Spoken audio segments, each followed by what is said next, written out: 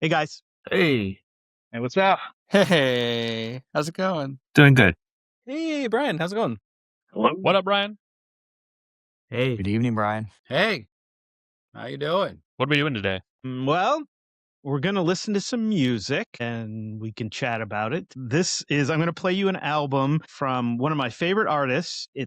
The band is called Planet P, but it's really just one guy named Tony Carey. And I'm a big fan, but I hadn't listened to this album in a while, and I popped it on recently, and I was like, oh my. To give you a little context, he put it out, he started on it in 1992, and he finished it in 2003. And then in 2003, he put it up on the internet for free. And yeah, as I was listening to it, I was just like, this is strangely relevant. So I'm going to start off playing you some of the tunes off of it. These are lyric videos, so you'll be able to see what the lyrics are as we listen, and it'll just stop after each one, and we can react to it and then go to the next one. Sweet. The first song is called My Radio Talks to Me.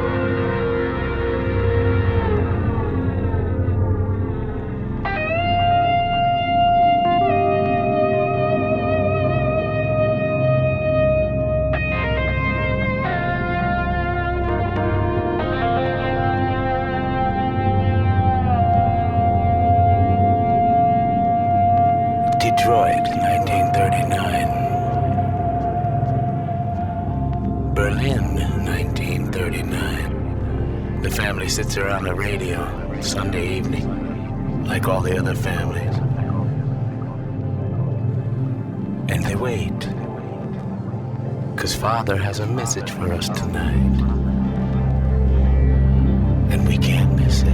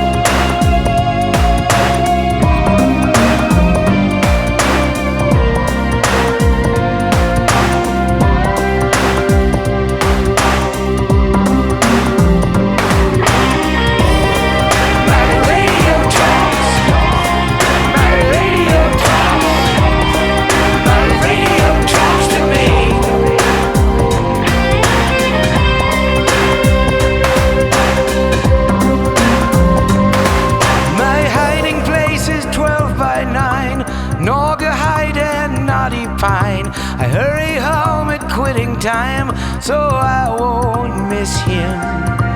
Father's on the air tonight, the message will be shared tonight. Draw the curtain, dim the light, sit back and listen. 'Cause he wants what I want what you want. We want whatever he tells us is best for us. Yes, I believe it now. He wants what I want what you want. We want whatever he tells us is best for us. Yes, I believe it now. My radio talks to me. My radio talks.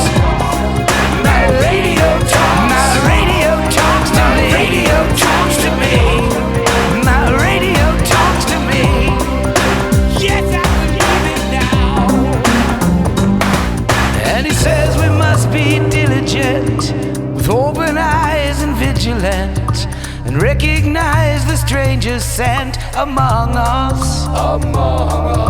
Blasphemy and heresy, wheels within conspiracies, and things that we can't see that he sees for us.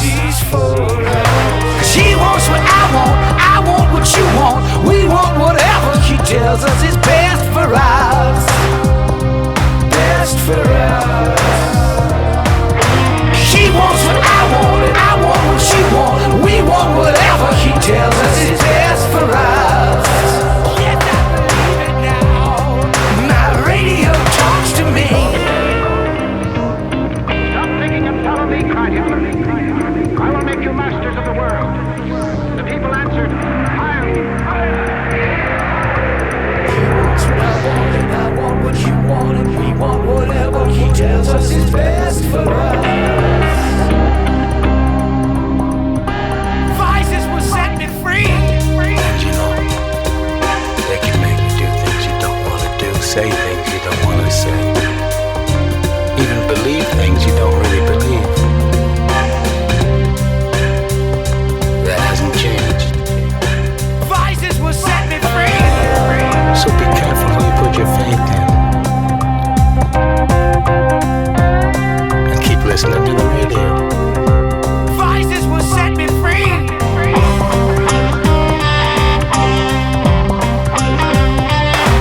My radio talks. My radio talks. My radio talks to me. My radio talks to me.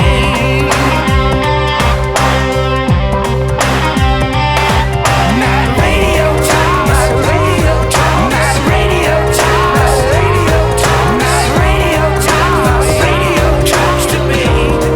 My radio talks to me.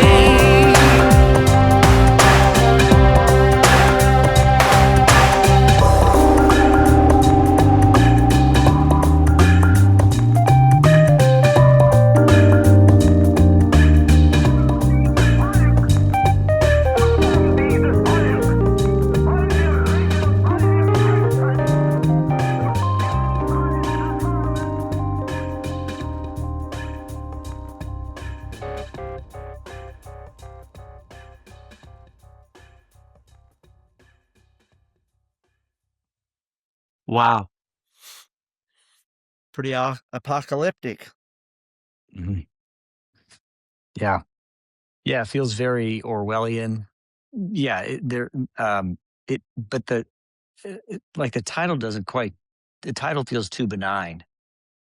Like it's like, yeah, it talks to me, but the song isn't actually about the radio talking. It's about my deferment to the radio, my allegiance to the voices coming out of the radio, no matter what those voices are, whatever political leader or whatever voice is coming out, the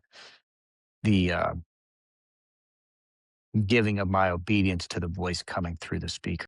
I was thinking, so it's definitely simpler times, right? My radio talks to me. And even thinking back just pre-internet, we had network news. Like there were 3, 4 sources for you to get your news from. And now, right, it's just everywhere. And yet, like this one voice seems to be able to, even though we have access, right, that access doesn't seem to matter. In fact, it's almost the opposite. Yeah, well, and it I like that he is comparing, but not necessarily even contrasting, Detroit and Berlin. Also, he leaves that up to the listener. Look, I could find all of the things. I can find all of the things that amplify the only thing that I want to hear right now, and the thing that I want to hear right now is the Father's voice. Oof, oof. Yeah. Thought that struck me was obviously the pictures aided this, but there was a time, an era that the radio was kind of the focal point of the home. I remember this even as a child. before we had television, that there were programs that we would listen to on the radio, and we would gather around. And, you have images of listening to the news, on older films and old TV shows and whatnot, but that was the voice, the fireside chats of FDR or whatever. And the messages that he was giving is, he wants what I want what he wants, and that feeling of being drawn into it, almost in a sense, hypnotized. It made me think about how much, just in general, people want to tell you what to believe, and that you have to, the skill of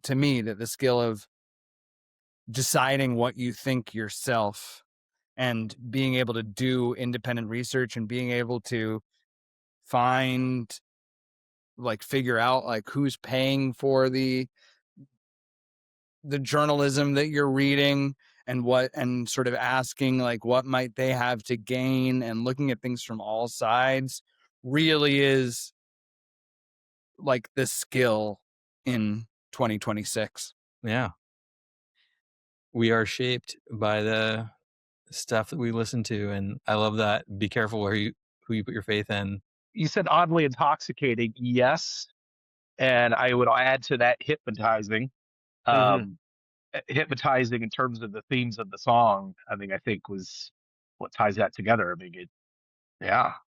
Because that's essentially what's going on when the radio's talking to us, is we're being hypnotized, right? Right. So, And this line that I believe things that I don't really even believe. There's something about this sort of almost at the subconscious level. It's like, I know what's going on. I know I'm being manipulated, but you know what? I really want this. And it's my choice, sort of. It's just very creepy. And then there's a line in there, sent strangers among us, and to infiltrate us. And we have to be diligent. We have to be vigilant. And then keep coming back to the line. He wants what we want. We want what he wants, Well, and also we have this sense that we are like the people that we follow, or they know us like we know them, almost to some extent. And so if the radio is talking to you as opposed to you're listening to whatever the radio is saying, then it's like some kind of weird, how do you say it? We're redefining the relationship as opposed to speaker and listener to conversationalists, when in fact it really is only going one direction. Well, it's also interesting. He talks about Berlin 1939 and also Detroit in 1939. I think either we don't want to remember, or we don't realize just how much of a Nazi influence was in the United States in the 30s. They were American Nazis were holding rallies at Market Square, or at Madison Square Garden in New York City, openly, right? The America First crowd. Remember those guys? They were America First before Donald Trump made it cool. And so when I saw that, I'm like, that's actually really politically clever and historically accurate to draw on that. There would have been that sentiment in 1939 Detroit too. For sure. The Orwellian kind of context of Hitler, and obviously now we think of some of the things that we're listening to and thinking, is this really what it was like in 1939? Are we in the same kind of lockstep motion, sheep following, a shepherd, not even a shepherd. We're just following whoever is in front of us, and buying the pitch, so to speak. But very disturbing. And it's an assumed that we all know who the stranger is. Right. There's some sort of shared belief in what the stranger is. And the image is also, and I'm not sure how this actually works in today's society, but the images made it feel sort of like the radio was an altar, like to Good point. like a god, sort of a That's the voice. yeah, that concession of belief. I mean, even even the child who's sitting on the floor, sort of, sort of like listening without fear, because whatever's coming out is what we need to know. Right. And the sort of the locus of control being outside, Yeah. being told what to do. Lean, there's like the NPR people and the local people who listen to the local radio. The local radio was all either hellfire or those crazy Democrats burning down cities, and they're both saying, listen to the radio, we give you it straight and it's gonna set you free, and then the other side's listening to NPR, which is, in my opinion, a lot more balanced, but still not really always a hit in the real issues going on. But still, it's obvious which way I lean. But both sides are getting the same message. These words are the truth. They're going to set you free. Yeah. Well, I mean, and even the algorithm is manipulative because we only hear the stuff that we get. Two kinds of things. We either get stuff that's exactly what we want to hear, so it's an echo chamber, or we get stuff that makes us mad, so that we are vindictive listeners then. And you can find anything you want to verify your biases. You tell me what I want, and I'm going to tell what you want, and everybody's going to tell each other what they want, and nobody's capable of thinking for themselves. And the whole concept of propaganda is just, it's mind-boggling that all of us are susceptible to it. I saw a AI generated video, or not a video, excuse me, but AI doctored video. I keep saying video, image from the shooting in Minneapolis this past weekend, and it looks very nice. And then when you dig into it, you're like, this is telling us what we should be thinking. But when you look at it, it's clearly an AI doctored. And it's like, if we're not willing to really think about what we want and what we really see, we're just going to be going down that indoctrinated video. So, it's crazy. Now the radio does talk to us directly, because all of a sudden I like something and the whoever wrote it likes it back, and I'm like, oh, we're buddies. So we've social medialized even stuff that used to be